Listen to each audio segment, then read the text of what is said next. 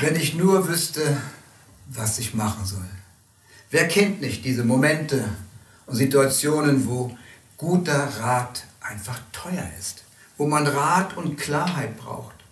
Ja, zum Beispiel, wenn es gilt, wichtige Entscheidungen zu treffen. Unser ganzes Leben besteht ja aus vielen Entscheidungen.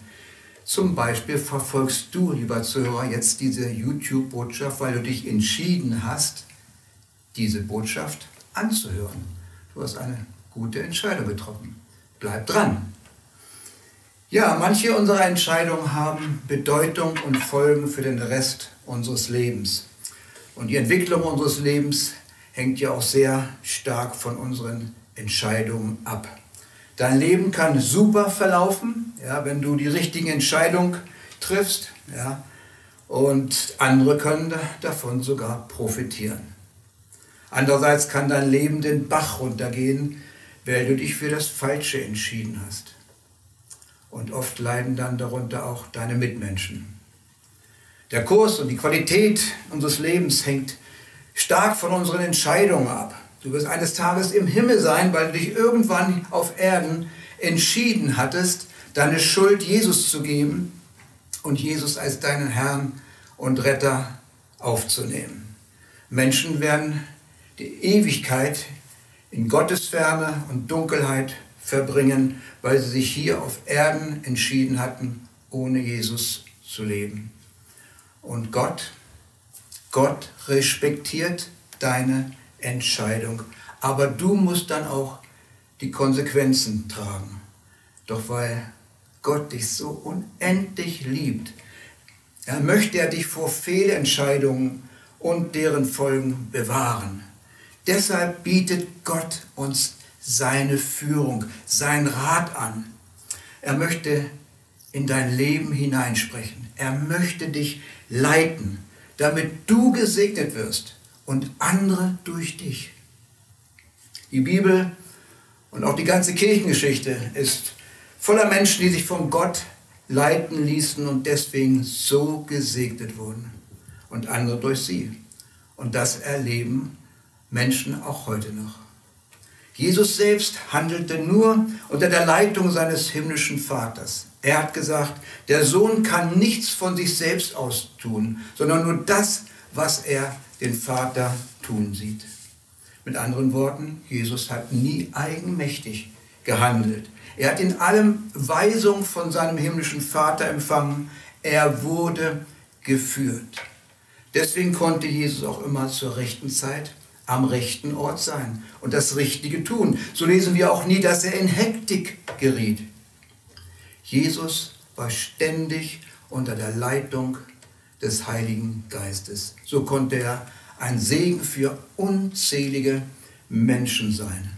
Und das möchte Gott auch in unserem Leben bewirken. Deshalb hat er uns seine Führung zugesagt.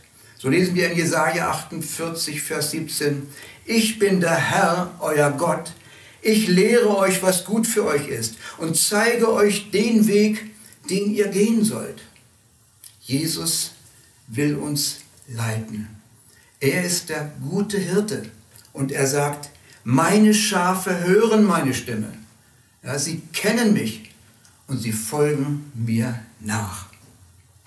Um von Jesus geführt zu werden, müssen wir seine Stimme hören. Das heißt, es muss erstmal eine Beziehung bestehen zwischen Jesus und uns. Schafe folgen ihrem Hirten, weil sie eine Beziehung zu ihm haben, weil sie ihn kennen und ihm vertrauen. Und diese Beziehung wünscht sich Jesus auch von uns. Und das ist eine Voraussetzung, damit er uns überhaupt leiten kann. Und je enger diese Beziehung ist, umso besser. Je näher wir Jesus sind, umso besser hören wir seine Stimme und umso besser kann er uns leiten. Im Psalm 32, Vers 8 lesen wir in der Luther-Übersetzung, da sagt Gott, ich will dich unterweisen und dir den Weg zeigen, den du gehen sollst. Ich will dich mit meinen Augen leiten. Gott will uns mit seinen Augen leiten. Er sucht Blickkontakt, könnte man daraus lesen. Er sucht unsere Nähe, er sucht unsere Gemeinschaft, damit er uns leiten kann. Wie erleben wir nun Gottes Führung? Wie führt Gott? Zunächst einmal müssen wir bereit sein, uns auch führen zu lassen, und zwar ohne Vorbehalte. Das heißt, wenn du Gottes Rat, Gottes Führung erbittest, solltest du bereits vorher eine Entscheidung getroffen haben, nämlich, ich werde all das tun, was Gott mir sagt, ohne Vorbehalte. Sonst macht dein Gebet um Führung ja auch keinen Sinn. Wie führt, wie redet Gott? Nun, Gott hat viele Möglichkeiten, um zu uns zu reden, um uns zu leiten. Erst einmal gebraucht Gott dazu sein Wort. Wir lesen im Psalm 119, Vers 105, Dein Wort, sagt der Psalmist, dein Wort ist meines Fußes Leuchte und ein Licht auf meinem Wege. Gott führt uns durch sein Wort, die Bibel. Und wenn du Rat suchst, wenn du wissen willst, was Gottes Wille in einer bestimmten Sache ist, dann forsche in der Bibel, im Wort Gottes. Das Wort Gottes ist der Wille Gottes. Bevor du Menschen um Rat fragst, befrage Gottes Wort. Sein Wort gibt Antwort auf unsere Lebensfragen. In allen Bereichen unseres Lebens. Ja, viele Fragen erübrigen sich, wenn man in der Bibel liest. Gott redet und führt uns durch sein Wort. Und dann führt Gott uns auch durch seinen Geist. In Römer 8, Vers 14 lesen wir, alle, die durch den Geist Gottes geleitet werden, die sind Söhne und Töchter Gottes. Und Jesus sagt in Johannes 14, Vers 26, der Heilige Geist wird euch alles lehren und euch an alles erinnern, was ich euch gesagt habe. Der Heilige Geist hat ja viele Aufgaben. So macht er unter anderem uns das Wort Gottes lebendig. Aber dann kann der Heilige Geist auch jederzeit direkt zu uns reden. Zum Beispiel, während wir beten. Beten ist ja Reden mit Gott, ein Gespräch zwischen Gott und dir. Ja? Vieles wird uns im Gebet klar, während wir mit Gott reden. Manchmal ist uns nur ein Gedanke, der uns plötzlich kommt. Ein Eindruck, ein Impuls. Nur, wie kann ich dann wissen, dass dieser Eindruck oder dieser Gedanke von Gott kommt? Und dass er nicht nur mein eigener Gedanke ist oder ein Wunschdenken. Nun, das müssen wir natürlich prüfen, und zwar anhand des Wortes Gottes. Der Geist Gottes wird uns nie etwas sagen, was dem Worte Gottes widerspricht. Außerdem ist es ratsam, wenn ein Eindruck kommt, dass man dann Gott bittet, dass er diesen Eindruck bestätigt, wenn er von ihm kommt. Ja, Gott redet durch sein Wort. Er führt, er leitet uns durch sein Wort, ja, auch durch seinen Geist. Aber dann redet Gott auch zu uns durch Menschen, durch Ratgeber. In Sprüche 15, Vers 22 lesen wir, wo keine Beratung ist, da scheitern Pläne. Wo aber viele Ratgeber sind, da kommen sie zustande. Suche Rat in Gottes Wort, höre auf den Geist Gottes, höre aber auch auf Menschen, zu denen du Vertrauen hast. Und das sind in der Regel Menschen, die dich gut kennen, die dich lieben und die für dich beten. Höre auf sie. Dann gebraucht Gott auch oft Umstände, um uns zu leiten. Ja, Gott benutzt sie, um uns zu führen. Wer kennt das nicht? Manchmal werden wir in eine bestimmte Richtung regelrecht gedrängt oder geführt. Oder es geschehen Dinge, die wir oft als Zufälle bezeichnen. Gott leitet uns auch durch Umstände. Und darüber hinaus gibt es noch viele Wege und Mittel, die Gott benutzt, um zu uns zu reden. Doch ich will es hiermit belassen. Ich möchte nur, dass uns klar wird, dass Jesus, der gute Hirte, uns in unseren Entscheidungen nicht alleine lässt. Er will zu uns reden. Er will uns Rat geben, er will uns leiten. Er will es tun und er wird es tun. Unter einer Bedingung, wenn du es zulässt. Wenn du dich führen lässt. Gott wird dich niemals zu etwas zwingen. Er respektiert deine Entscheidung. Aber du musst dann auch die Konsequenzen tragen.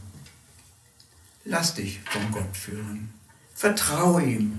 Er liebt dich. Er wird dich niemals in die Irre führen.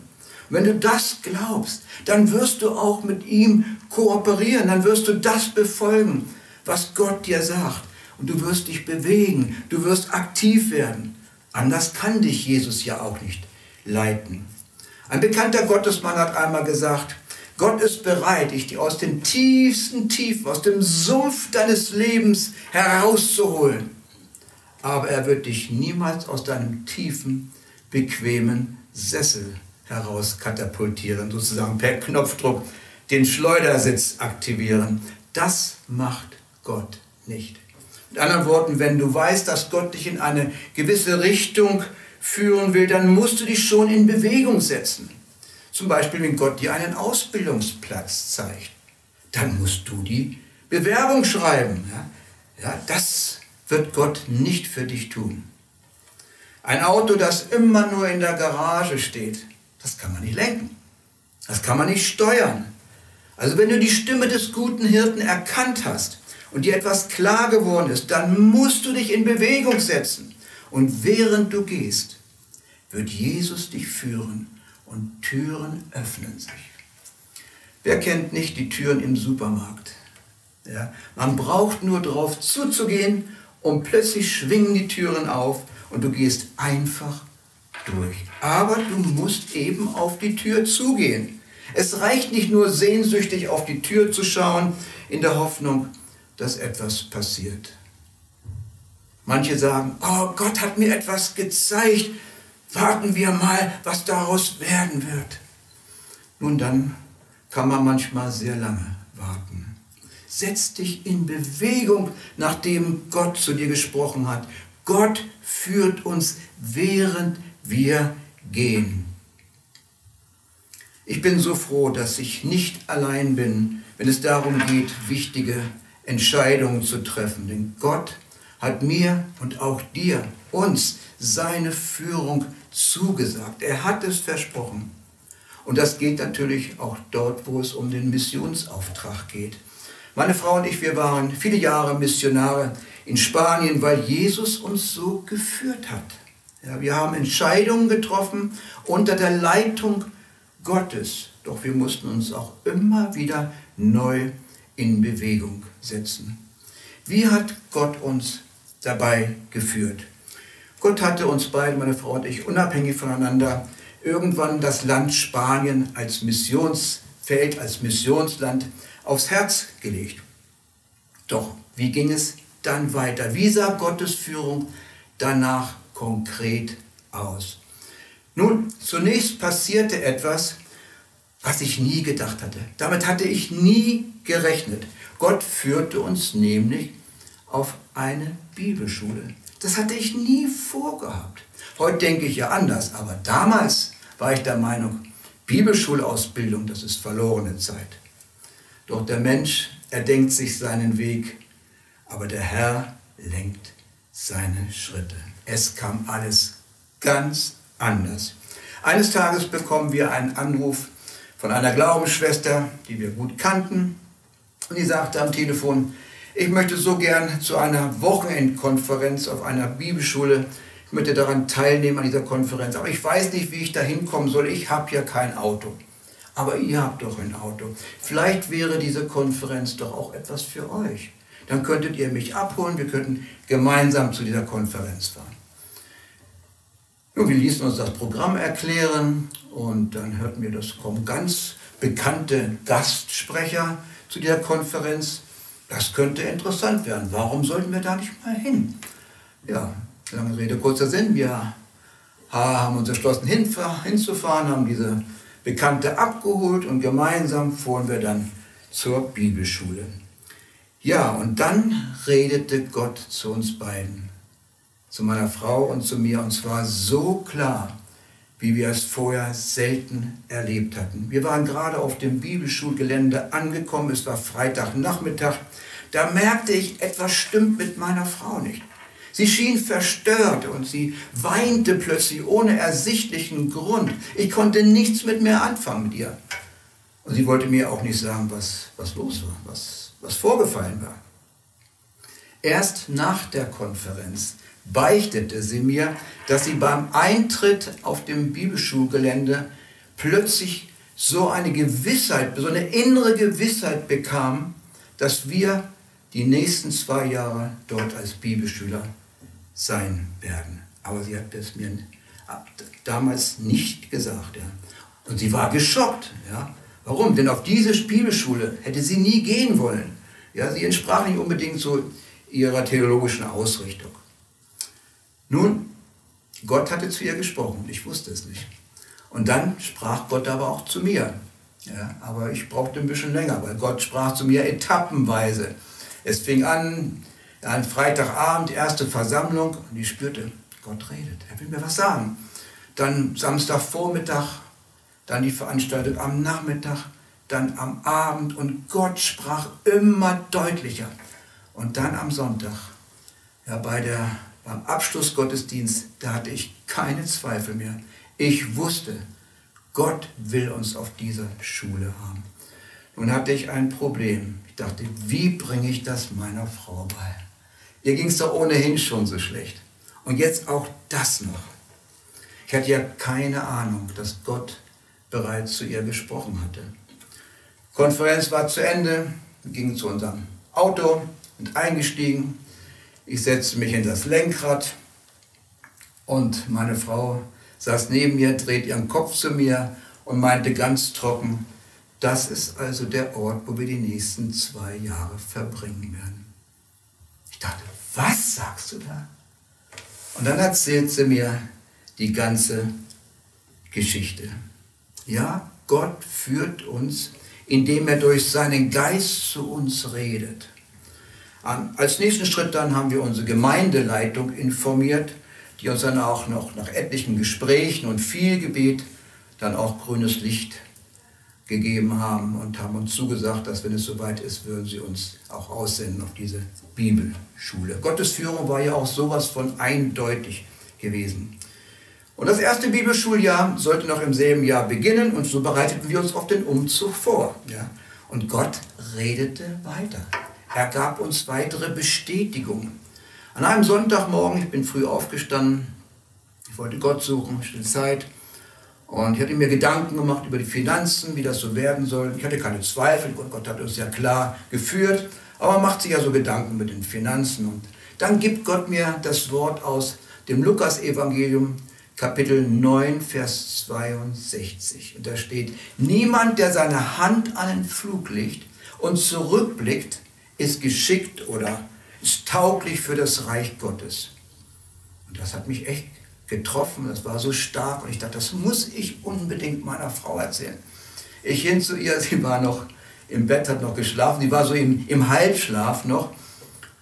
Und sie meinte, lass mich noch, ich bin gerade dabei, was zu träumen. Und danach hat sie mir erzählt, sie hat geträumt, dass wir beide in einer Aussendungsfeier waren und eine Frau kam auf sie zu und gab ihr das Wort aus Lukas Evangelium Kapitel 9, Vers 62. Niemand, der seine Hand an den Flug legt und zurückschaut, ist tauglich für das Reich Gottes oder er kann Gottes Auftrag nicht ausführen. Ja, und dann gingen wir an dem Sonntagvormittag zum Gottesdienst. Und während des Gottesdienstes ging eine junge Frau nach vorne und sie berichtete, wie Gott sie in eine andere Stadt geführt hat für ein Praktikum. Und dann sagte sie, und Gott gab mir ein Wort. Und dann sagte er hat mir das Wort aus Lukas Evangelium Kapitel 9, Vers 62 gegeben. Innerhalb von wenigen Stunden hatte Gott uns 3-mal dieses Wort gegeben. Ja, und am nächsten Tag hatte ich frei, Montag. Wir sind nochmal zur Bibelschule gefahren, um einige Formalitäten zu regeln. Den Rest des Tages haben wir uns dann im Ort umgeschaut, wollten die Stadt so ein bisschen kennenlernen. Und in dem Ort gibt es ja viele Diakonissen. Ja, die sieht man dort auf den Straßen Und eine kam auf uns zu, hatte so einen Batzen Traktate in der Hand, reicht mir ein Traktat, ich schaue drauf, drehe es was steht da? Genau, Lukas 9, Vers 62. Innerhalb von 2 Tagen 4-mal das gleiche Wort. So ein Zufall, nicht? Könnte man meinen. Nun, Zufall ist in der Regel das, was Gott uns zufallen lässt, um uns zu führen. Göttliche Leitung. Dann haben wir noch Sachen verkauft. Wir brauchten ja auch Finanzen für die Bibelschulausbildung. Hat alles Geld gekostet. Wir haben Möbel verkauft. Wir hatten damals ein großes Auto. Wir haben es verkauft. Haben uns dafür einen kleineren Wagen, einen billigen Wagen gekauft. Und die Schule begann. Und nach einem Jahr Bibelschulausbildung zeigte Gott uns etwas, was wir damals noch nicht wussten. Uns war damals schon klar, dass wir irgendwann als Missionare nach Spanien gehen würden. Aber wir wussten nicht wann und wir wussten auch nicht wo in Spanien. Spanien ist ja ein großes Land. Und so kurz vor Weihnachten bekam ich so verstärkt den Eindruck, als wenn Gott sagte, fahrt in den Weihnachtsferien nach Spanien und dort werde ich euch den Ort zeigen, den ich für euch vorbereitet habe. Und dieser Eindruck wurde immer stärker und ich dachte, das werde ich meiner Frau mal sagen. Ich erzählte meiner Frau das und sie meinte, komisch, ich habe genau den gleichen Eindruck. Genau den gleichen Eindruck. Gott redete zu uns durch seinen Geist, der in uns wohnt. Und dann, Tage oder waren es Wochen später, kam eine Mitschülerin auf uns zu und meinte, ich habe für euch gebetet. Und Gott hat mir ein Wort für euch gegeben. Und dann gab es uns das Wort aus 2. Mose, Kapitel 23, Vers 20. Und da steht, siehe, ich sende einen Engel vor dir her, damit er dich behüte auf dem Weg und dich an den Ort bringe, den ich bereitet habe. Nun hatten wir es schwarz auf weiß, nun hatten wir es schriftlich, das, was Gott uns vorher durch Eindrücke gesagt hatte. Nämlich, dass er uns den Ort zeigen will, wo wir unsere Missionsarbeit beginnen sollten. Gott führte uns durch seinen Geist und bestätigte es durch sein Wort. Dann kurz vor dem Abflug nach Spanien, da gibt uns ein Mitschüler so einen kleinen Artikel über eine Missionsarbeit in Südspanien, ganz im Süden vor Afrika. Und eine Missionsgesellschaft, von einer Missionsgesellschaft mit dem Namen World Horizons in einem Ort mit Namen San Roque. Wir hatten weder von World Horizons vorher gehört, noch von diesem Ort San Roque. Aber dieser kurze Bericht, der packte mich dermaßen und ich dachte, wenn wir in Spanien sind, da müssen wir auch unbedingt hinfahren. Und als wir dann in Spanien waren, haben wir erstmal zwei andere Missionsbasen aufgesucht.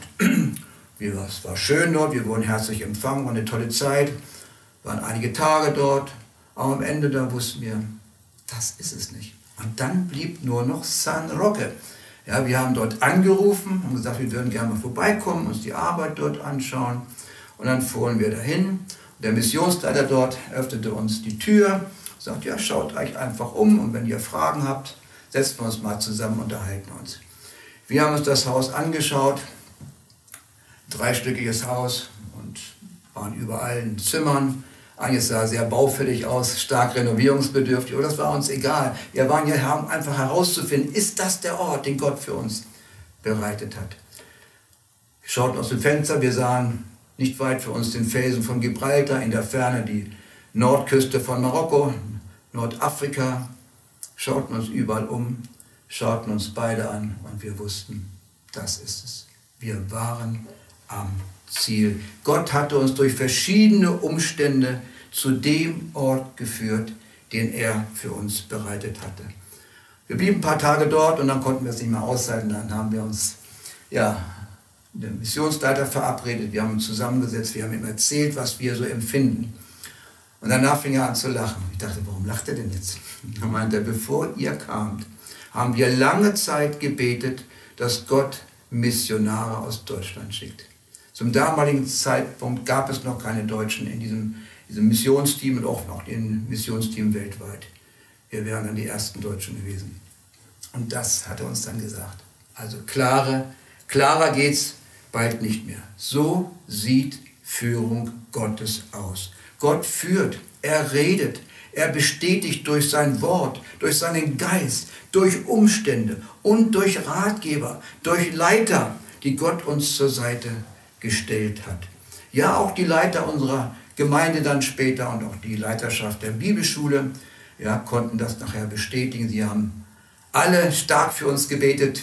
Sie wussten, dass wir nach Spanien gefahren sind, um einfach den Ort zu finden, den Gott für uns bereitet hat. Und dann kamen wir zurück und haben es ihnen erzählt und sie konnten das voll unterstreichen und bestätigen. Ja, ich bin der Herr, euer Gott, sagt der Herr. Ich lehre euch, was gut für euch ist und zeige euch den Weg, den ihr gehen sollt.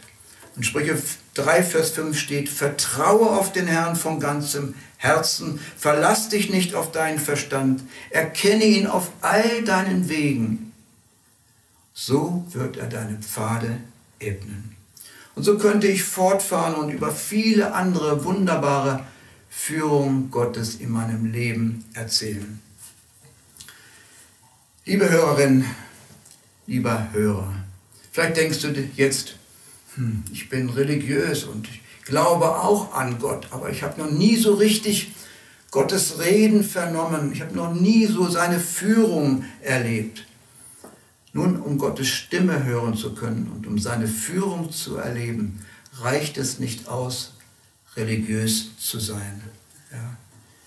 Dazu muss man Jesus, den guten Hirten, kennen und eine Beziehung zu ihm haben. Wie bekommt man diese Beziehung? Indem man sich zu ihm wendet, ja, indem man mit ihm redet, indem man zu ihm betet. Ja. Bitte Jesus im Gebet erst einmal um Vergebung, dass du so lange ohne ihn gelebt hast und dass du oft Wege gegangen bist, ja, die eigenmächtig waren, Wege, die ihm gar nicht gefallen haben. Ja, und dann bitte Jesus, dass er in dein Herz, in dein Leben hineinkommt, dass er ab heute, ja, der Herr deines Lebens wird und ja, die Führung deines Lebens übernimmt. Nimm ihn an als deinen persönlichen Herrn und Retter. Dann wirst auch du wunderbare Führung Gottes erleben und dein Leben wird sich dramatisch verändern.